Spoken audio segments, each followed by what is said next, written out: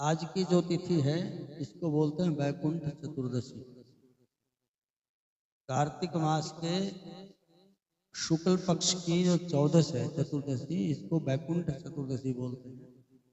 और जो कृष्ण पक्ष की चतुर्दशी होती है उसको बोलते हैं नरक चतुर्दशी। वैकुंठ चतुर्दशी के दिन भगवान महादेव और भगवान नारायण की पूजा करनी चाहिए। एक बार की बात है कि भगवान नारायण ने विचार किया कि बड़े दिन हो गए महादेव का पूजन करते हैं, और उन्होंने अपने पास 1000 कमल के फूल रखे भगवान महादेव को पूजा करने के लिए। नारायण भगवान ने जब पूजा करने के लिए पुष्प अपने पास रख लिए तो महादेव को पूजने के लिए बैठे तो एक एक पुष्प चढ़ाते हुए भगवान की पूजा में, भगवान का नाम लेकर के। जैसे भगवान नारायण के सहस्त्र नाम है, 1000 नाम, उसी प्रकार से महादेव के भी 1000 नाम हैं। तो एक एक फूल चढ़ाते गए। शिवाय नमः, रुद्राय नमः, पशुपते नमः, शंभवाय नमः, शंकराय नमः, पार्वतीनाथाय नमः, विश्वेश्वराय नमः, नागेश्वराय नमः आदि आदि नामों से पुष्प चढ़ाए। तो जब भगवान के नाम बोल रहे थे तो भगवान महादेव ने परीक्षण किया।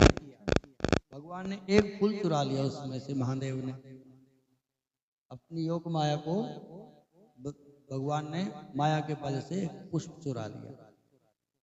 तो करते करते करते करते पुष्प तो खत्म हो गए, भगवान का एक नाम रह गया जिससे पुष्प चढ़ाने थे। 999 चढ़ा दिए, एक बच गया। भगवान ने विचार किया कहाँ गया कहाँ गया। देखा भगवान ने सब जगह इधर उधर, कहीं पुष्प नहीं मिला। भगवान महादेव की माया थी सारी। भगवान महादेव को प्रसन्न करने के लिए नारायण भगवान ने विचार किया कि हमारे जो नेत्र हैं, हमारे जो आंखें हैं, वो कमल के समान हैं। भगवान का एक नाम है कमल नेत्र, जो आप पाठ करते हैं कमल नेत्र स्तोत्र का। ये भगवान के कमल नेत्र, कमल नेत्र का अर्थ है कमल के समान जिसके नेत्र हैं, कमल नेत्र भगवान। तो भगवान ने विचार किया कि हमारी आंखें हैं, हमारे नेत्र, वो भी कमल के समान ही हैं, इसलिए अपने नेत्र को ही भगवान की पूजा में चढ़ा देते हैं।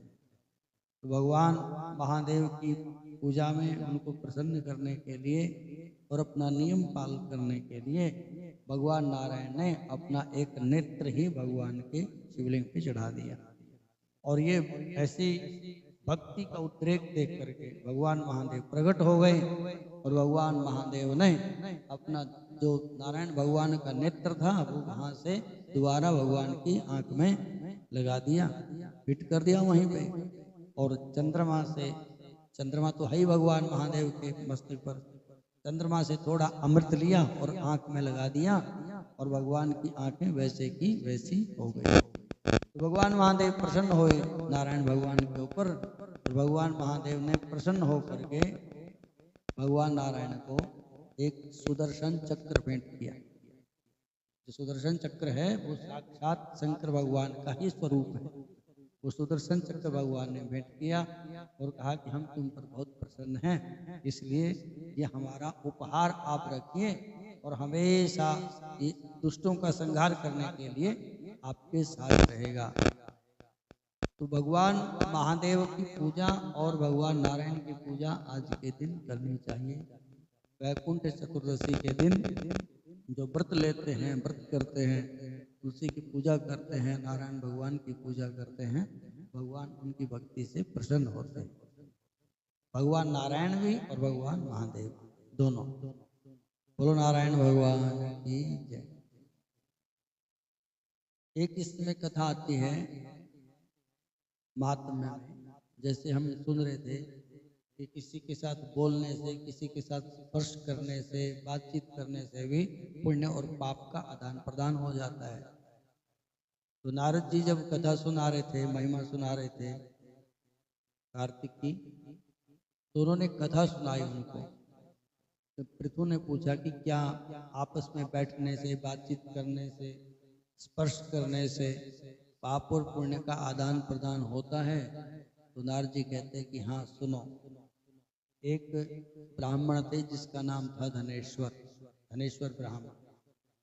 तो वो अपना व्यापार भी करते थे साथ में। तो जहाँ भी कहीं मेला लगता था तो अपने व्यापार के लिए वहाँ पर चले जाते थे। तो एक बार नर्मदा नदी के किनारे पर, पवित्र किनारे पर, कार्तिक का व्रत करने वाले जो लोग होते थे वो वहाँ पर पहुँचे हुए थे भीष्म पंचक में। तो वहीं पर ये भी अपना व्यापार करने के लिए पहुँच गया धनेश्वर। धनेश्वर वहाँ पहुँचा तो उसने देखा कि यहाँ तो भाई खूब लोग आए हुए हैं, खूब अपना काम चलेगा। तो उन्होंने विचार वहीं पर अपनी दुकान लगा ली, जो भी वो सामान बेचता था वहीं पर दुकान लगा ली। तो नारद जी कहते हैं कि एक महीने तक, पूरा एक महीना कार्तिक का चला, तो वहीं पर उन्होंने अपना काम किया। और जो भी कार्तिक का व्रत करने वाले श्रद्धालु थे उनके साथ उनकी बातचीत होती थी और स्पर्श होता था, आपस में बैठ जाते थे, सत्संग भी सुन लेता था वो। इस प्रकार करते करते करते उसका एक महीना ऐसे ही बीत गया। तो नारद जी कहते हैं कि उसने कभी भी अपने जीवन में कोई सत्कर्म नहीं किया। जितना भी उन्होंने धन था वो इकट्ठा ही करता रहता था, इकट्ठा ही करता रहता था। धनेश्वर का अर्थ ही यही होता है, धन को जो अपना ईश्वर मान लेता है, अपनी संपत्ति को, अपने घर परिवार को ही जो उसमें ही खोया रहता है, उसी को बोला गया वही धनेश्वर है। और जो ऐसा धनेश्वर होता है उससे कभी सत्कर्म नहीं होता। तो धनेश्वर ने अपने जीवन में कोई सत्कर्म तो किया नहीं था, लेकिन उसके साथ थोड़ा सा ये अच्छा हो गया कि जो कार्तिक का व्रत करने वाले श्रद्धालु थे और पवित्र नर्मदा नदी थी उसके किनारे पर रहता था ये, तो उनके साथ बातचीत करनी, बैठना, उनके साथ स्पर्श करना, थोड़ा बहुत संग बैठ करके उसके कान में भी आवाज पड़ जाती थी। इस प्रकार से एक महीना बीत गया और एक दिन सर्प ने उसको रात को काट लिया। सर्प ने काट लिया तो सर्प के काटने से जो गिर पड़ा वो, तो सारे श्रद्धालु आए, सबने देखा कि वो ये तो गड़बड़ हो गया काम। तो उन्होंने उसको, इसके मुख में भी किसी ने उसकी नाड़ी देखी, कोई कुछ कर रहा है, कोई कुछ कर रहा है। तो किसी जानकार ने बोला भी अब तो ये परलोक को जाने वाला है, बचने वाला नहीं है। तो उनके मुख में गंगा जल डाला गया, तुलसी डाली गई और पवित्र नदियों का जल डाला, गंगा जल डाला और मंत्र और नाम लेते रहे भगवान का, ओम नमो भगवते वासुदेवाय, ओम नमो भगवते वासुदेवाय। तो हमारी श्रुति का सिद्धांत है कि अंत काल में जब सारी ये परिस्थितियां बन जाती हैं, किसी के मुख में गंगा जल चला जाए, कोई भगवान का नाम ले ले या सुन ले, लेना तो बहुत मुश्किल होता है, उस समय में बहुत कष्ट होता है। जन्मत मर्त दूसरा दुख हो ही, बहुत दुख होता है, कष्ट होता है, अपने आप तो नहीं ले सकता, लेकिन सुन भी ले तो भी उसका कल्याण हो जाए। तो नारद कहते हैं कि राजन जब इस प्रकार की परिस्थिति बनी, कोई उसके मुख में तुलसी डाल रहा था, कोई गंगा जल डाल रहा था, कोई भगवान का नाम सुना रहा था, तो इस प्रकार करते करते उसका शरीर छूट गया। बोलो जय सिया राम। शरीर छूट गया तो सीधे यमदूत पकड़ करके उसको नरक में ले गए। तो नरक में गए तो भाई देखा उसका हिसाब किताब। तो चित्रगुप्त ने देख करके बताया कि महाराज इसने अपने जीवन में कोई सत्कर्म नहीं किया है, तो इसलिए इसको नरक में डाल दो। तो जिस भी नरक में लेकर के जाए उसको, वो नरक वहीं ठंडा हो जाए उसके लिए। अग्नि में डाले तो अग्नि ठंडी हो जाए, गर्म तेल में डाले तो तेल ही ठंडा हो जाए, जहाँ गर्म गर्म हवाएं चलती थी वहाँ शीतल हवाएं हो जाएं। तो उन्होंने विचार किया कि चक्कर क्या है इसके साथ हो रहा है, अभी तक तो कभी ऐसा नहीं हुआ। तो इतने में ही वहां पे नारद जी प्रकट हो गए। नारद जी ने फिर सूर्य नारायण पुत्र यमराज को बताया कि हे सूर्य पुत्र, ये जो धनेश्वर है ये अंत काल में अपने बहुत सत्कर्म करके आया है। बोले क्या किया इसमें? बोले एक महीने तक कार्तिक का व्रत करने वाले जो भक्त थे, जो श्रद्धालु थे, उनके बीच में रहा ये। तो इसने बेशक कुछ नहीं किया है, लेकिन उनके संपर्क से, उनके संसर्ग से इसको भी पुण्य की प्राप्ति हुई है, इसलिए सब कुछ हो रहा है। और अंत काल में इसके मुख में गंगा जल डाला गया, तुलसी दल डाली गई, तुलसी दल डाले गए, भगवान का नाम सुनाया गया। तो ये अब कहाँ नरक का अधिकारी रहा, ये तो पवित्र हो गया है। भगवान नारद जी राजा पृथु को ये कथा सुनाते हुए कहते हैं कि वह जो धनेश्वर था, जिसने अपने जीवन में कोई सत्कर्म नहीं किया था, केवल कार्तिक का व्रत करने वाले श्रद्धालुओं के बीच में बैठता था बस, तो इसलिए उसका भी कल्याण हो गया। तो जो भाव से कार्तिक का व्रत करते हैं वो तो सीधे ही भगवान के द्वार पर पहुंच जाते हैं। बोलो जय सिया राम। ये कार्तिक की महिमा सुनाई है नारद जी ने और भगवान श्री कृष्ण ने और श्री सूत जी महाराज ने। जो पूर्णिमा का दिन होता है उस दिन दीपोत्सव करना चाहिए। दीप जलाते हैं, चौराहे में जलाओ, पेड़ों पे जलाओ, नदियों में, बावड़ी में, तालाब में, मंदिर में, सब जगह दीप जलाने चाहिए, दीपोत्सव करना चाहिए। इसके दीपोत्सव क्यों करते हैं? वैसे तो दीपदान की बड़ी महिमा बताई गई है, जैसे प्रतिदिन करते हैं उसी प्रकार से पूर्ण फल प्राप्ति के लिए दीपदान करते हैं। तो इसमें ऐसी कथा सुनाते हैं संत लोग कि एक राक्षस था जिसका नाम था तारकासुर। आपने कथा भी सुनी है शिवपुराण में। तारकासुर था, तारकासुर का वध किया भगवान महादेव के बड़े पुत्र कार्तिकेय। कार्तिकेय ने तारकासुर का वध किया, उसका कल्याण किया।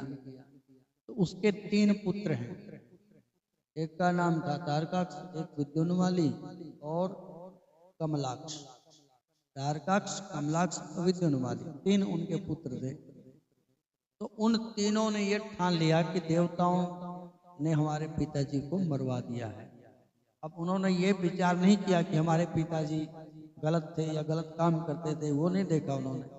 बस उनके मोह में इतने पड़े हुए थे कि हमारे पिताजी को देवताओं ने मरवा दिया। इसलिए उन्होंने ब्रह्मा जी को प्रसन्न करने के लिए और शक्ति प्राप्त करने के लिए कि देवताओं से बदला ले सके, तप करना प्रारंभ किया। कठोर तप किया उन्होंने, इतना कठोर तप किया, इतना कठोर तप किया कि ब्रह्मदेव को उनके आगे प्रकट होना पड़ा। ब्रह्मा जी प्रकट हुए, बोले बेटा वरदान मांगो। उन्होंने कहा कि हमारी मृत्यु ना हो। वो कहते हैं कि वे ऐसा तो नहीं है, अमर तो कोई नहीं होता, हम तो अमर तो हम भी नहीं हुए आज तक, आपको कैसे करें, कुछ और वरदान मांग लो। तो बोले हमारे लिए कुछ ऐसी व्यवस्था करो कि हमारे लिए 3 पुर बना दो, नगर बड़े बड़े, और अभेद्य हो, किसी से भी बुलेट प्रूफ जिसको बोलते हैं, अस्त्र शस्त्र का जिसके ऊपर कोई प्रभाव ना हो। तो ब्रह्मा ने कहा कि हाँ ऐसा कर सकते हैं। तो ब्रह्मा जी ने उनके लिए 3 पुर बनाए बड़े बड़े, जिसमें एक बना सोने का, एक बना चांदी का और एक बना लोहे। ये 3 बना दिए और वो तीनों भाई उनमें अपने अपने में बैठ करके, वो सारी सुख सुविधाएं उनके अंदर थी। भगवान ब्रह्मा जी ने बनाए थे, उनको वरदान में दिए, सारी की सारी सुख सुविधाएं जो भी चाहिए थे उनको प्राप्त थी उसमें। और वो आकाश में उड़ते थे, जहां मर्जी लेकर के चले गए। देवताओं को परेशान करने लग गए, तो देवता लोग बड़े दुखी हुए। और उनको यह भी वरदान था कि भाई असल में तो कोई तुमको मार नहीं सकता, और मारेगा तो कोई तुमको, केवल भगवान शंकर ही तुम्हारा कल्याण करेंगे और किसी के बस की बात नहीं है। तो देवता लोग जब परेशान हुए तो भगवान महादेव के पास गए। भगवान महादेव ने फिर देवताओं के कहने से कि भाई वो तो मेरी पूजा करते हैं, मैं उनको वध कैसे करूं। तो फिर उन्होंने कोई ऐसे महात्मा, पाखंडी महात्मा को उपदेश करके उनके पास भेजा, और उस पाखंडी महात्मा ने उनको ऐसा उपदेश किया कि उन्होंने शंकर भगवान की तो पूजा छोड़ दी, किसी और ही बाबा की पूजा करने लगे। जैसे आजकल होती है, भगवान राम को भूल गए, भगवान कृष्ण को भूल गए और साईं बाबा के पीछे पड़े। तो साईं बाबा कौन है, क्या है साईं बाबा, पता ही लग रहा है किसी को। साईं बाबा की पूजा, अब भगवान गीता में कहते हैं कि जो मेरी पूजा करता है मेरे को प्राप्त होता है, जो भूत प्रेत की पूजा करेगा वो भूत प्रेत को प्राप्त होगा, उसी योनि को प्राप्त होगा। जो कोई देवताओं की पूजा करेगा देवलोक को प्राप्त होगा, और जो ये बाबा और पाखंड की पूजा करेगा तो उसी योनि को प्राप्त होगा वो। तो इसलिए राम कृष्ण भगवान नारायण शिव आदि की पूजा करनी चाहिए। ये बाबा बुबा के चक्कर में नहीं पड़ना चाहिए ज्यादा। ये तो पता नहीं किसी फिल्म वालों ने चला दिया, बस चल गया तो चल गया, बोलो जय सिया राम, चलो हमने क्या लेना देना, जो जाए जाए, ठीक है, इसकी श्रद्धा है, बाकी है कुछ नहीं। अपने उनको मानना चाहिए जो अपने भगवान हैं अपने सनातन धर्म में, और जिनका वेदों में और पुराणों में नाम आया हुआ है, उनका ही हमें दर्शन करना चाहिए, उनकी ही पूजा करनी चाहिए। तो पाखंडी बाबा के चक्कर में पड़ गए और शंकर भगवान की पूजा तो करनी छोड़ दी, वो मंदिर वंदिर उठा करके फेंक दिए, और बाबा के चक्कर में ऐसे पड़े, कोई और ही बता दिया उन्होंने, अपना मंत्र दे दिया, तो लगे जप करने उसका। अब फिर भगवान के पास देवता लोग पहुंचे, बोले प्रभु आपके मंदिर वंदिर फेंक दिए उन्होंने, ओम नमः शिवाय जपना छोड़ दिया, अब जाओ।